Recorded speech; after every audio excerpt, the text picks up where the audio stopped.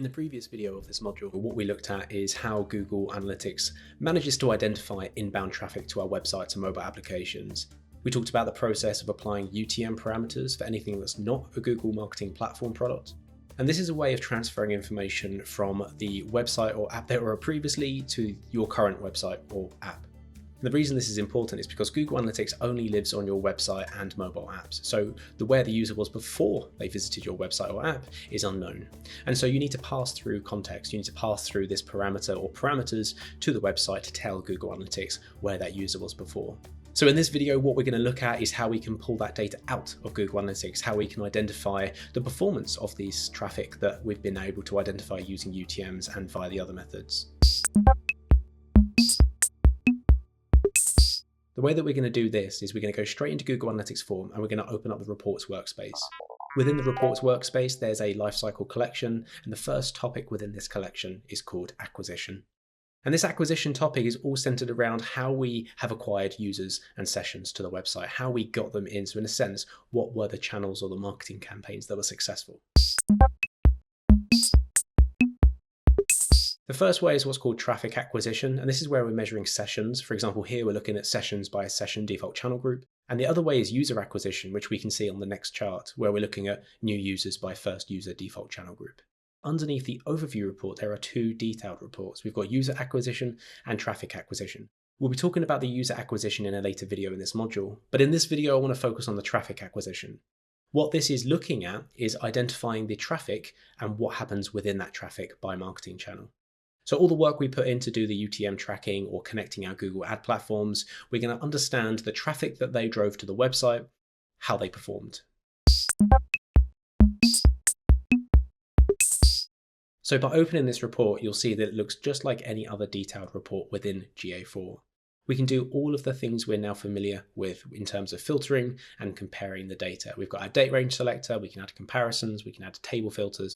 Scrolling down to the data table though, what we can see is that we've got the primary dimension selected as session default channel group. Now the default channel group covers everything from direct to referral to even unassigned and everything in between. Hold up, Dan. When we look at these channels, you might be thinking, what is direct? What does that mean? What is unassigned? What is referral? So I've done a whole deep dive video on what these channels actually mean and how our UTM parameters can be categorized or not categorized in the correct place. Anyway, check the link in the description if you want to learn more. But we don't have to use the default channel group. What we can look at is directly the UTMs that are applied on those URLs. So what we can do is we can swap out the primary dimension here for any one of the UTMs that we might have used. We can see we can use the medium, source, campaign, and others. And nicely, they've actually given us the opportunity to use source medium in a single dimension. And this is a real helpful dimension to have available just because it saves us using up both of our dimension slots. So this is a way of directly pulling out all of the UTMs that you put in to your marketing links. And it's a very quick and easy way of understanding the marketing mix to see what channels have been contributing to what and what campaigns are applied to what sources and mediums. Now let's take a look at the metrics that we're seeing on the right-hand side. Now, if you don't see what I'm seeing exactly, don't worry. This is something we're going to be coming back to in Module 4, where we talk about customizing the reports and customizing the interface. But for now, I'm using the default version of the report, and let's follow along and see what we've got. The first metric we have available is users, and users is a really great metric, and you'll see it all over Google Analytics 4. This is a deduplicated count of how many users have visited via this marketing source. The thing about users, though, to bear in mind is that it's a unique count. What I mean by that is someone could have visited the website via the direct channel, and then they could have also visited the website via the referral channel, in which case they'll be counted as a unique user in each of these lines, but overall, they're still just one user. But continuing to the right-hand side, let's have a look at some of the other metrics. And now we start looking at things like sessions. And sessions is a really great metric when we're looking at traffic acquisition. So now what we're looking at is the volume of traffic that each marketing channel has driven. So when we're looking at traffic acquisition, we're looking at the acquisition of sessions. And so this is probably going to be one of the key metrics here. And then we have engaged sessions. There's a couple of metrics here based on the term engagement, and think of engagement as the opposite of bounce. So a bounce is where someone visits the website or the app, does nothing and leaves. So what we're looking at here is the amount of sessions that have done something, have engaged in some meaningful way. And from here, we've got a couple of metrics around engagement, including engagement time, and we can even see the engagement rate. concept of an engaged session or engagement in general comes up time and time again in Google Analytics. So you're probably thinking, what is engagement? How is it defined? How does it work?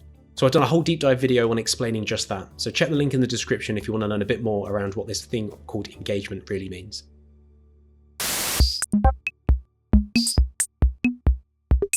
And then we have metrics like events per session.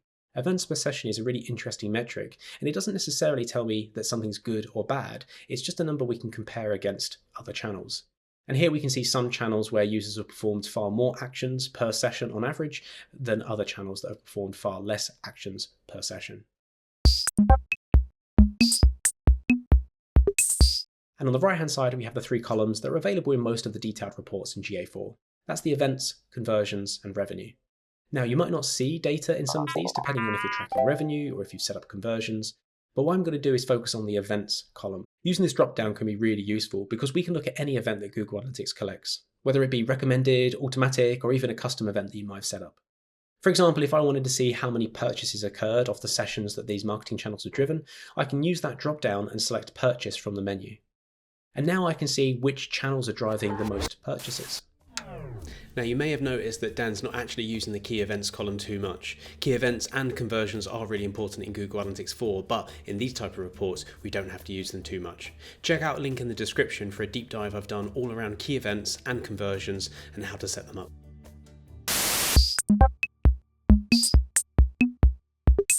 Now that we've been through some of the dimensions and metrics that are available in this report, let's start using some filters to start drilling into some specific details. The first example I want to go into is just using the table filter and filtering for the term search, because this quickly shows me the paid search and organic search channels and their relative performance. Not only can we compare these two channels side by side, it enables us to filter the totals row and to see what percentage of all of our traffic is from search. Another way that we can do this is we can drill down into specific source mediums or campaigns. So let's take another example now. Let's switch out the primary dimension for source medium here, and let's add a data filter where the medium equals email. And now, once we've done that, we don't have to necessarily use the table filter to filter out for email traffic because now the whole report is filtered. And if I extend the date range a little bit longer, what we start to do is start to see the seasonality of email campaigns or the email marketing. And email is a really interesting one to view this way, especially on a line chart, because there's high correlation to when the email was sent, and then there's a tail off afterwards. And so here what we can start to do is we can start to pick in a bit more detail around the individual email sends, and you can see that they're using the date of the send, or at least the month of the send, in the source there, so we can see which months performed the best. Now that I've got that, we can drill down even further. Now let's include the UTM campaign into the data set here. By doing so, we can now see what type of email this is. So whoever did the UTM implementation on these emails is putting some context in that UTM campaign field. So now we can see things like Black Friday, Google's birthday, and the Lunar New Year, and all the different types of emails that they've been sending out. And we can compare them side by side, or we can use that to look at the totals row.